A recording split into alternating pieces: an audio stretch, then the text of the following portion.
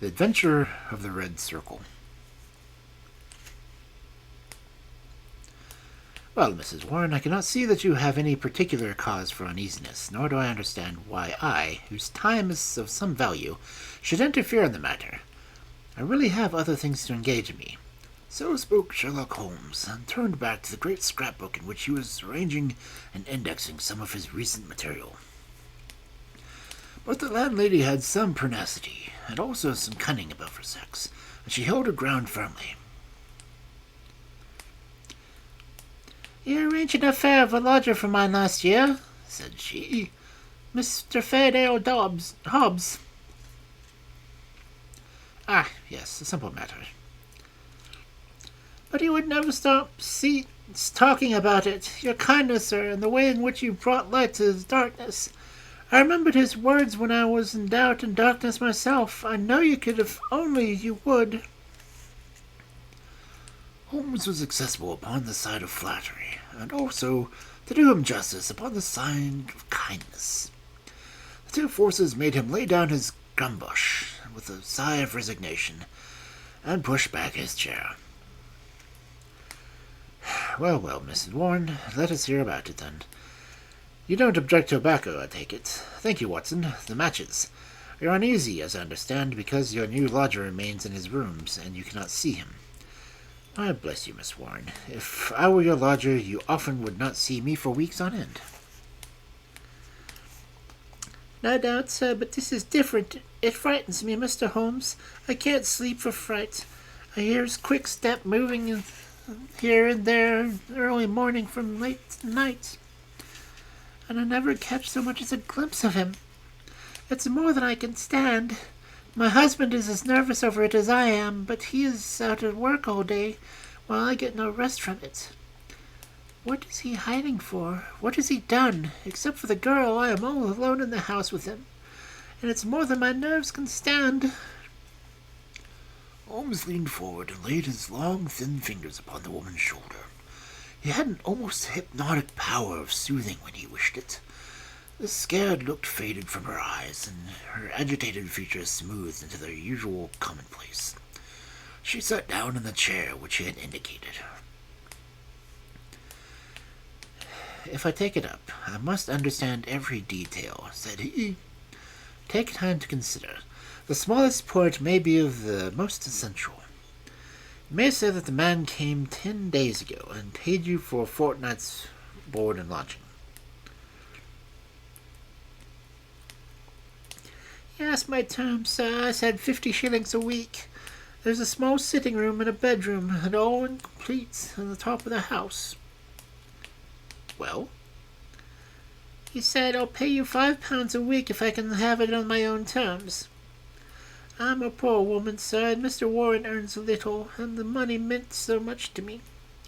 He took out a £10 note, and he held it out to me then and there. 'You can have the same every fortnight for as long as you come to keep my terms,' said he. 'If not, I'll have no more to do with you.'" "What were the terms?" "Well, sir, they were that he was to have a key of the house. That was all right. Lodgers often have them. Also that he was to be left entirely to himself, and never, upon any excuse, to be disturbed." "Nothing wonderful in that, surely?" "Not in reason, sir, but this is out of all reason. He has been there for 10 days, and neither Mr. Warren, nor I, nor the girl has set eyes upon him. We can hear that quick step of his pacing up and down, morning, night, and noon. But except on that first night, he has never once gone out of the house." "Oh, he went out on the first night, did he?" "Yes, sir, and retired very late, after we had all gone in bed. He told me after that he had taken the rooms that he would do so, and asked me not to bar the door. I heard him come up the stair after midnight." "But his meals?"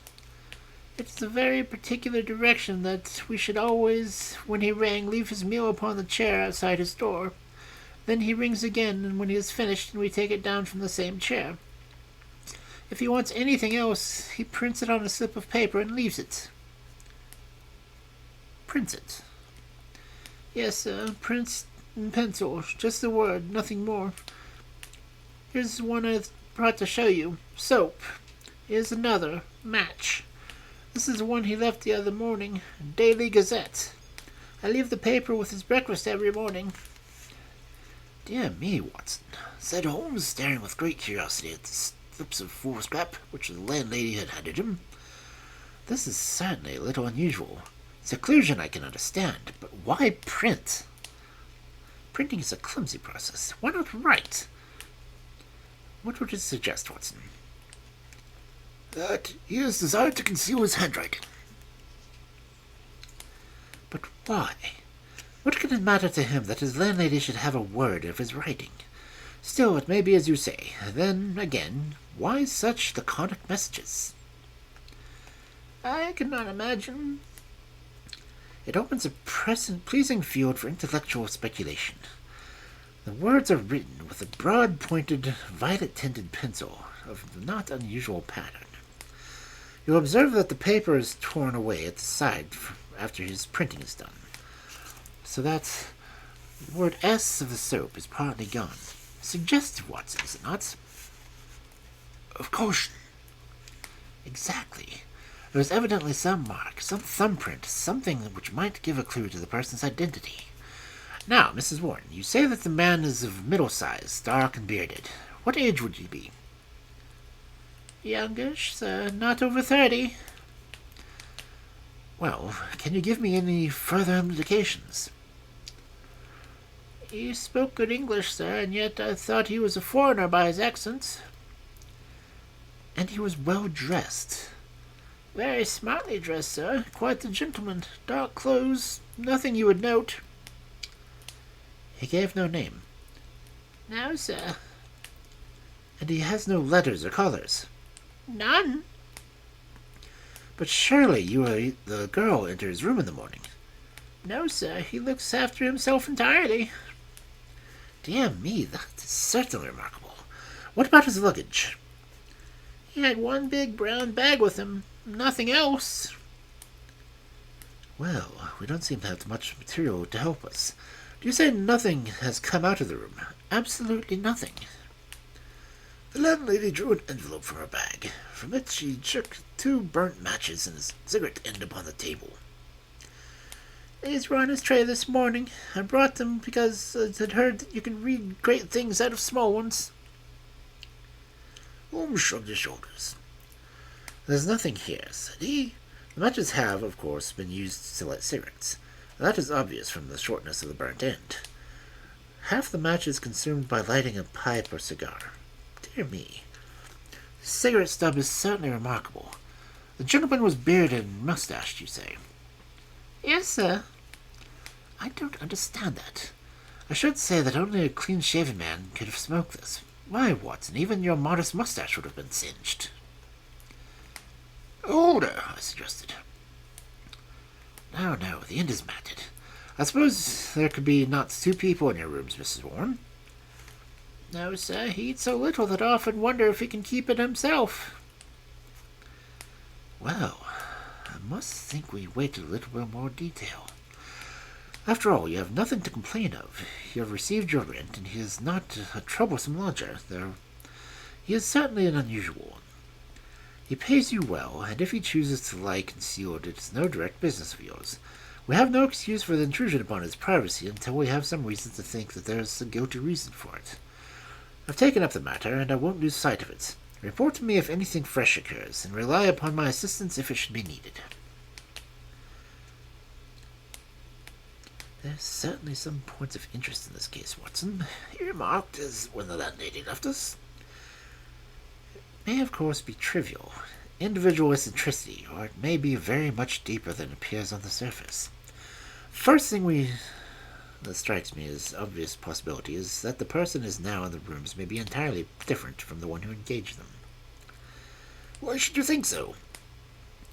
Well, apart from the cigarette end, was it not suggestive that only the time a lodger went out was immediately after taking rooms? He came back, or someone came back, when all the witnesses were out of the way. We have no proof, then, that the person who came back was the person who went out. Then again, the man who took the rooms spoke English well. but this other, however, proves match when it should have been matches. I can imagine that the word was taken out of the dictionary, which should have given the noun, but not the plural.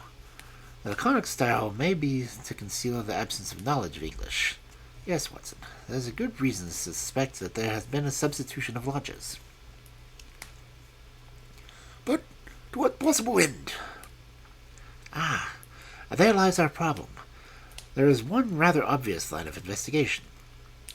He took down a great book in which, day by day, he filled with agony of columns of the various London journals. Dear me, said he, as he turned over the pages. What a chorus of groans, agonies, and bleatings! What a rag bag of singular happenings! But surely the most valuable hunting ground that ever was given to a student of the unusual. This person is alone, and cannot be approached by letter without breach of that absolute secrecy which is desired. How is any news or any message to reach him from without? Obviously by advertisements of the paper. There seems no other way, and fortunately we need concern ourselves with one paper only. Here is his Daily Gazette, extracts from the last fortnight. Lady with a black bow at Prince's Skating Club. That we may pass.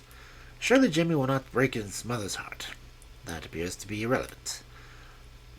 Of the lady who fainted in the Brixton bus, she does not interest me. Every day my heart belongs bleat, Watson. Unmitigating bleat. Ah, this one is a little bit more possible. Listen to this. Be patient. We will find some means of communication. Meanwhile, this column. G. That is 2 days after Mrs. Warren's lodger arrived. It sounds plausible, does it not? The mysterious one can understand English, even if he does not print it. Let us see if we can pick up the trace again. Yes, here we are, 3 days later. And making successful arrangements. Patience and prudence. The clouds will pass. G. Nothing for a week after that. Then comes something much more definite. The path is clearing. If I find a chance to signal message, remember a code agreed. 1A, 2B, and so on. You will hear soon. G. That was in yesterday's paper, and there is nothing in today's. It's all very appropriate to Miss Warren's lodger. If we wait a little, Watson, I don't doubt that the affair will grow more intelligible. So it proved, for in the morning I found my friend standing at the hearthrug with his back to the fire, and a smile of complete satisfaction upon his face. How's this, Watson? He picking up the paper from the table. Red house with white stone facings. 3rd floor. 2nd window left. After dusk. G. That was definite enough, but I think that after breakfast we must make a little reconnaissance to Miss Warren's neighborhood. Ah, Mrs. Warren, what news do you bring this morning? A client had suddenly burst into the room with an explosive energy which told of some new and momentous development. It's a police matter, Mr. Holmes, she cried. I'll have no more of it. He shall pack out of that with his luggage. I would have gone straight up and told him so, only I thought it was fair to take your opinion first. But I'm at the end of my patience, and when it comes to knocking my old man about... Knocking Mr. Warren about? Using him roughly, anyway. But who used him roughly? That's what I want to know. It was this morning, sir. Mr. Warren is a timekeeper at Morton and Maylights, in Tottenham Court Road. He was be out at the house before 7. Well, this morning he had not got 10 paces down the road when 2 men came up behind him, threw a coat over his head, and bundled him into a cab that was beside the curb. They drove him about an hour, and then opened the door and shot him out. He lay in the roadway so shaken in his wits that he had never saw what became of the cab. When he picked himself up, he found that he was in Hampstead Heath. He took a bus home, and there he lies now on the sofa. Well, I came straight around to tell you what had happened. Most interesting, said Holmes. Did he observe the appearance of these men? Did he not hear them talk? Now he's clean dazed. He just knows that he was lifted up as if by magic and dropped as if by magic. 2 at least were in it, maybe 3. And you connect this attack to your lodger? Well, we've lived there 15 years and no such happenings ever came before. I've had enough of him. money's not everything. I'll have it put out of my house before the day is done.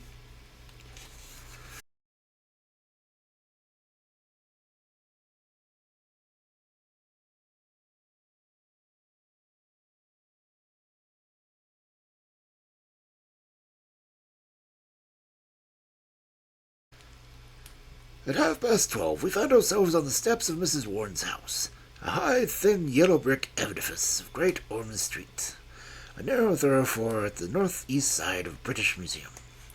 Standing as it does near the corner of the street, it commands a view down Hope Street, and with its more prestigious houses.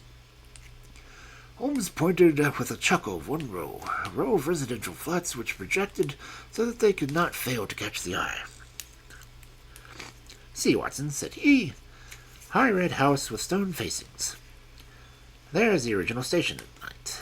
We know the place, and we know the code, so surely our task should be simple. There is a to let card in the window. It is evidently an empty flat to which the Confederate has access. Well, Mrs. Warren, what now?"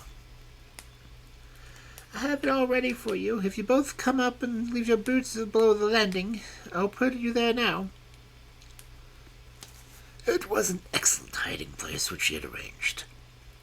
The mirror was so placed that, seated in the dark, we could very plainly see the door opposite. We had hardly settled down in it when Mrs. Warren left us, when a distant tinkle sounded of a mysterious neighbor had rung. Presently the landlady appeared with a tray, laid it down upon the chair beside the closed door, and then, treading heavily, departed. Crouching together in the angle of the door, we kept our eyes fixed upon the mirror. Suddenly, as the landlady's footsteps died away, there was the creak of a turning key, the handle revolved, and two thin hands darted out and lifted the tray from the chair. An instant later it was hurriedly replaced, and I caught a glimpse of a dark, beautiful, horrified face at the narrow opening of the box room. Then the door crashed to, the key turned once more, and all was silence. Holmes touched my sleeve. Together we stole down the stair. "I will call again in the evening," he said to the expectant landlady. "I think, Watson, we can discuss this business better in our own quarters." "My surmise, as you saw, proved to be correct," said he, seeking the depth of my easy chair. "There has been a substitution of lodgers. What I did not foresee is that we should find a woman, and no ordinary woman, Watson." "She saw us." "Well, she saw something to alarm her, that is certain. The general sequence of events is pretty clear, is it not? A couple seek refuge in London from a very terrible and instant danger. The measure of that danger is the rigor of their precautions. The man, who has some work which he must do, desires to leave the woman in absolute safety while he does so. It is not an easy problem, but he solved it in an original fashion, and so effectively that her presence was not even known to the landlady who supplies her with food. The printed messages, as is now evident, were to prevent her sex from being discovered by her writing. The man cannot come near the woman, or he will guide their enemies to her. Since he cannot communicate with her direct, he has recourse to the agony columns of the paper. So far, all is clear." "But what is at the root of it?" "Ah, yes, Watson. Severely practical as usual. What is at the root of it all? Mrs. Warren's whimsical problem enlarges somewhat, and assumes a more sinister aspect as we proceed. This much we can say, that it is no ordinary love escapade. You saw the woman's face as a sign of danger. We have heard, too, that if an attack upon the landlord, which is undoubtedly meant for the lodger. These alarms and the desperate need for secrecy argue that the matter is one of life and death. The attack upon Mr. Warren further shows that the enemy, whoever they are themselves not aware of the substitution of the female lodger for a male. It is very cautious and complex, Watson." "But why should it go further in it? Why have you not gained from it?" "What, indeed? It is the art for art's sake, Watson. I suppose when you doctored you found yourself studying cases without thought of a fee?" "For my education, Holmes." "Education never ends, Watson. It is a series of lessons with the greatest for the last. It is an instructive case. It is neither money nor credit in it, and yet one would wish to tidy it up. When dusk comes, we should find ourselves one stage advanced in our investigation."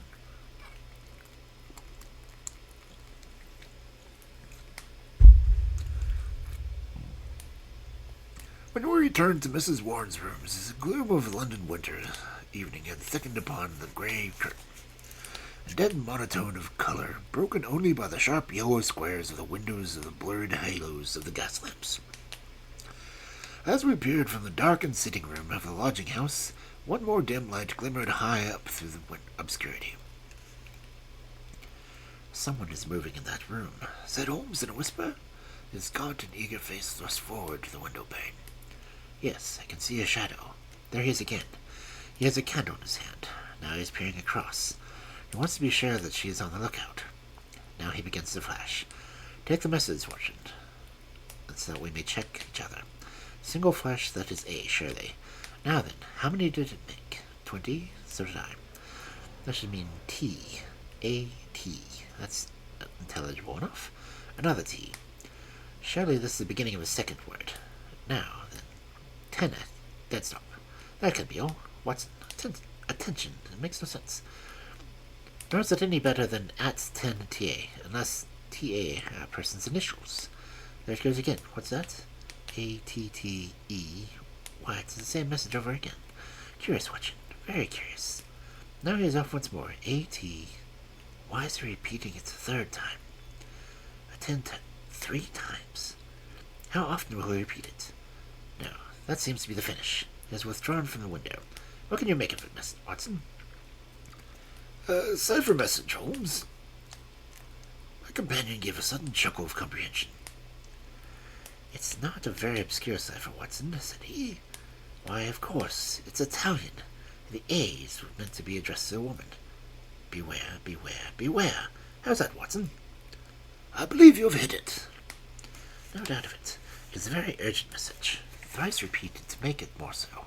But beware of what? Wait a bit. He's coming to the window once more. Again we saw the dim silhouette of a crouching man and the whisk of a small frame of the window. As the snows were renewed, they came more rapidly than before, so rapid that it was hard to follow them. P-E-R-I-C-O-L-O. Pericolo. What's that, Watson? Danger, isn't it? Yes, by Jove, it's a danger signal. There, he goes again. Pericolo. Holla! What on earth? The light had suddenly gone out, and the glimmering square of the window had disappeared. The third floor formed a dark band around the lofty building, with its tiers and shining casements. That last warning cry had been suddenly cut short. How, and by whom?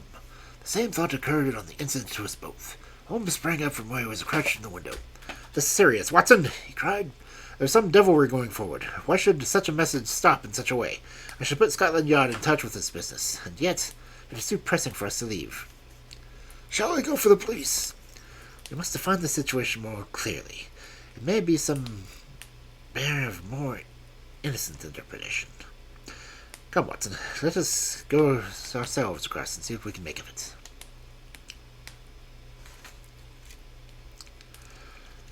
As we walked rapidly down Howe Street, I glanced back to the building which he had left.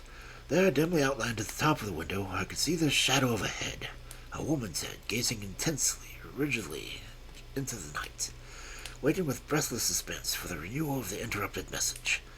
At the doorway of the Howe Street flats, a man, muffled in a cravat and greatcoat, was leaning against the railing. He started as the hall lights fell upon our faces. "Holmes!" he cried. "Why, Gregson," said my companion as he shook hands with the Scotland Yard detective. "Journeys end with lovers' meetings. What brings you here?" "Same reasons that bring you, I suspect," said Gregson. "How you got in it, I can't imagine." "Different threads, but leading up to the same tangle. I've been talking signals." "Signals?" "Yes, from that window. They broke off in the middle. We came over to see the reason, but since it is safe in your hands, I see no object in continuing the business." "Wait a minute!" cried Gregson eagerly. "I'll do you this justice, Mr. Holmes, that I never the case yet I didn't feel strong in having you by my side. There's only one exit in these flats, and we have him safe." "Who is he?"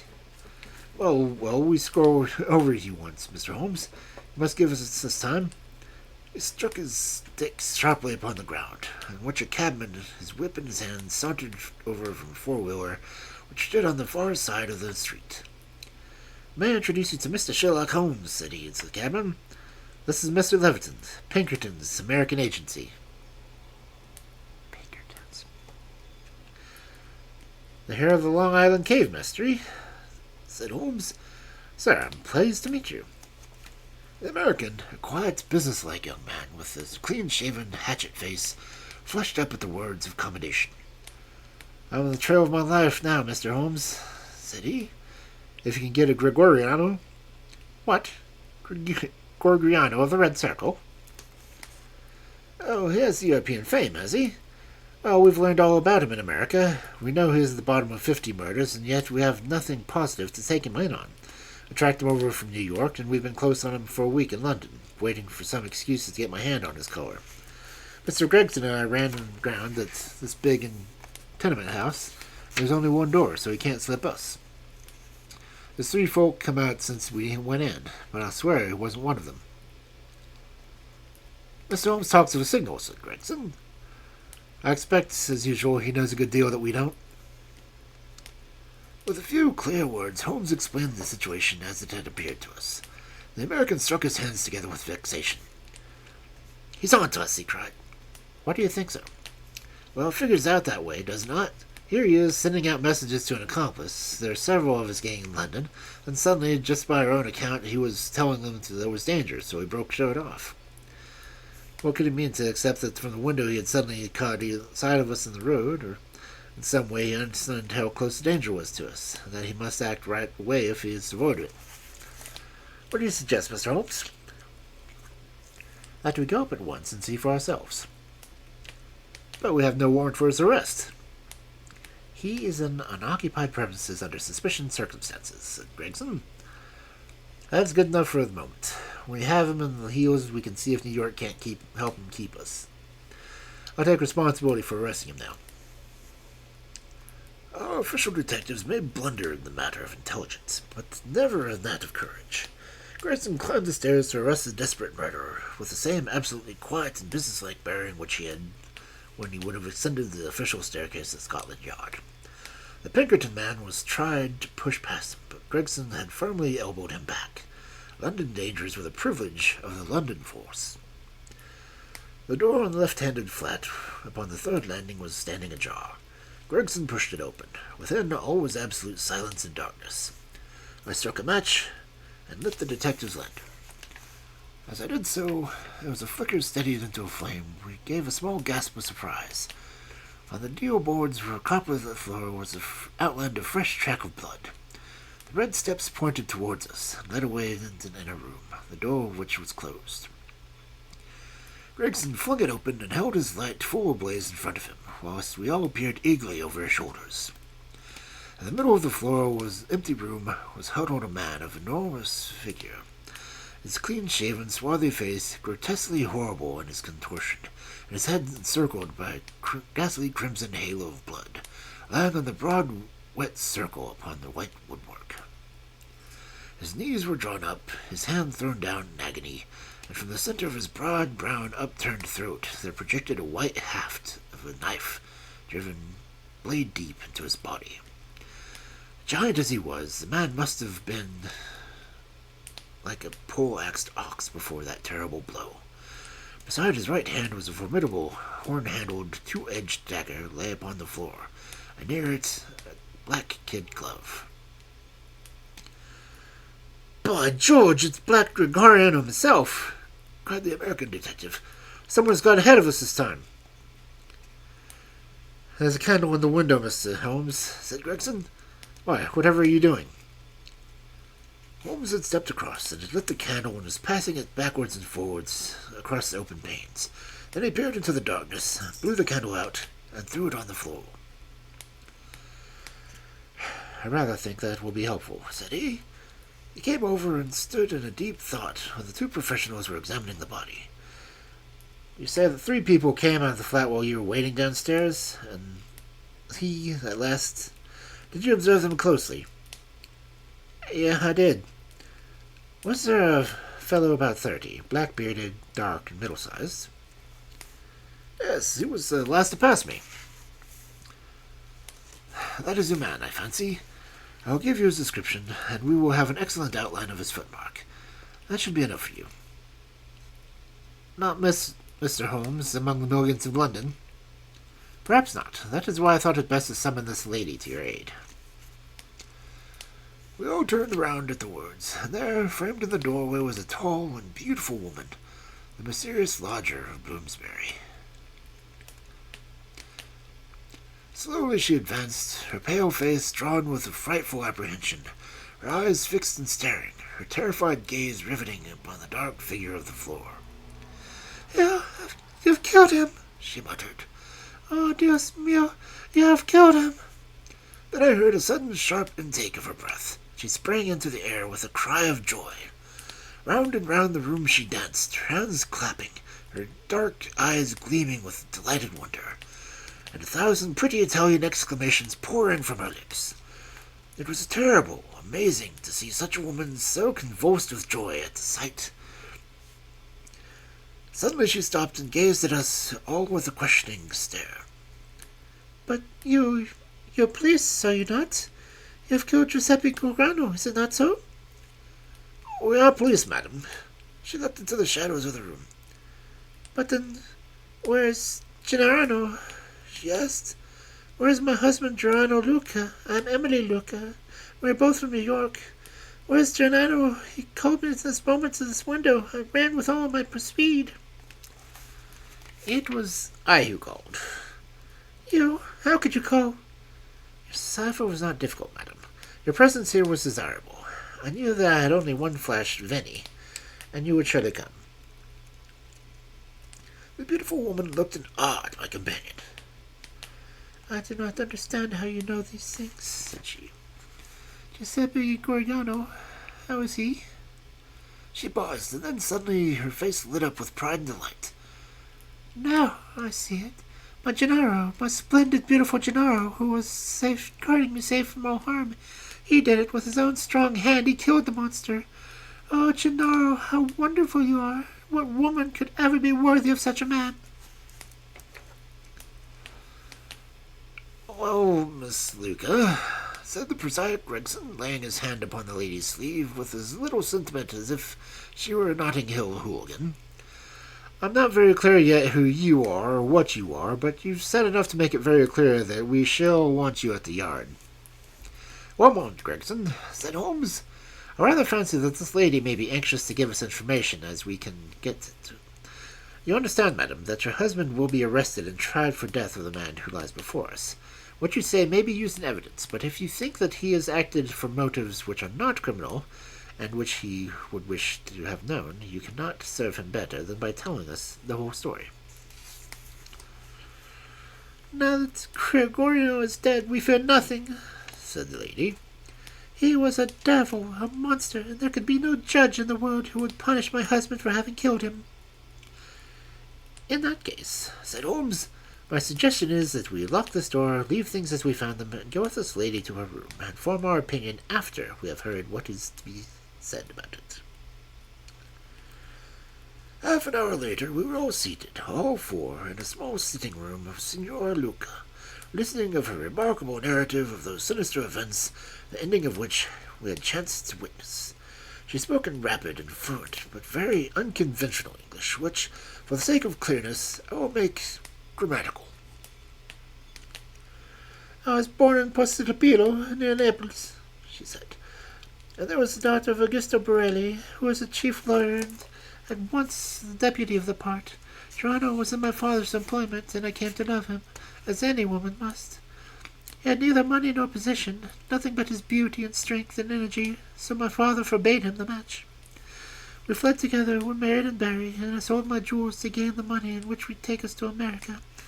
This was 4 years ago, and we have been in New York ever since.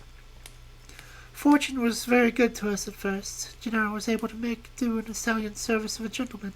He saved him from some ruffians in the place called Bowery, and so made a powerful friend. His name was Tito Castellotti, and he was the senior partner of the great firm of Castellotti and Zamba, who are the chief fruit importers of New York. Signor Zamba was an invalid, and our new friend Castellotti has all power within the firm, which employs more than 300 men. He took my husband into his employment, made him the head of the department, and showed his goodwill towards him in every way. Signor Castellotti was a bachelor, and I believe that if Gennaro has a son, and both my husband and I loved him as if he were our own father. We had taken and furnished a little house in Brooklyn, and our whole future seemed assured, when that black cloud appeared which soon overspread our sky. One night, when Gennaro returned from his work, he brought a fellow countryman back with him. His name was Gorgiano, and he had also come from Popuzilo. He was a huge man, you can testify, for you have looked upon his corpse. Not only was his body that of a giant, but everything about him was grotesque, gigantic, and terrifying. His voice was a thunder in our little house. There was scarce room for the whirl of his great arms when he talked. His thoughts, his emotions, his passions were all exaggerated and monstrous. He talked, or rather roared, with such energy that others could sit and listen, cowed by the mighty stream of his words. His eyes blazed at you and held you at his mercy. He was a terrible, wonderful man. I thank God that he is dead. He came again and again, yet I was aware that Gennaro was no more happy than I was at his presence. My poor husband would sit pale and listless, listening to his endless raving upon politics and upon social questions which made us our own victors of conversation. Gennaro said nothing, but I, who knew him well, could read his face some emotion which I had never seen before. At first I thought it was dislike, and then gradually I understand that it was more than dislike. It was fear, a deep, secret, shrinking fear. That night, the night that I read his terror, I put my arms around him and I implored him by his love for me, and by all that I held dear, to hold nothing from me, and to tell me why this huge man overshadowed himself. He told me, and my own heart grew cold as I listened. My poor Gennaro, in his wild and fiery days, when all the world seemed against him and his mind was driven half mad by the injustices of life, had joined a Neapolitan society, the Red Circle, which was allied with the old Carboni.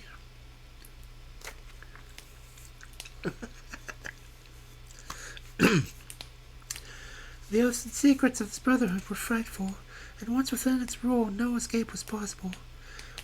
When he had fled to America, Giorno thought he had cast ill all over his life forever. What was his horror one evening to meet in the streets the very man who had initiated him in Naples, the giant Gorgiano, a man who had earned the name Death in all the south of Italy, for he was red to the elbow in murder. He had come to New York to avoid the Italian police, and he had already planted a branch of his dreadful society in his new home. All this Gennaro told me, and showed me the summons which he had received that very day, a red circle drawn upon the head of it, telling him that the lodge would be held upon a certain date, that his presence at it was required and ordered. That was bad enough, but worse was to come. I had noticed for some time that when Gennaro came to us, he was consistently dead. In the evening he spoke much to me, and even when his words were to my husband, those terrible, glaring, wild, beast eyes of his were always upon me. One night a secret came out. I had awakened what he called love within him, the love of a brute, a savage. Gennaro had not yet returned when he came. He pushed his way in and seized me in his mighty arms and hugged me with a bear's embrace, covered me with kisses, and implored me to come away with him. I was struggling and screaming when Gennaro turned and attacked him. He struck Gennaro senseless and fled from the house which he was never more to enter. It was a deadly enemy we made that night. A few days later came the meeting. Gennaro returned from it with a face that told me that something dreadful had occurred. It was worse than we could have imagined possible. The funds of the society were raised by blackmailing rich Italians and threatening them with violence should they refuse the money. It seemed that Castellotti, a dear friend and benefactor, had been approached. He had refused to yield to the threats, and he had handed the notices to the police. It was resolved now that such an example should be made of him to prevent any other victim from rebelling. At the meeting it was arranged that he and his house should be blown up with dynamite.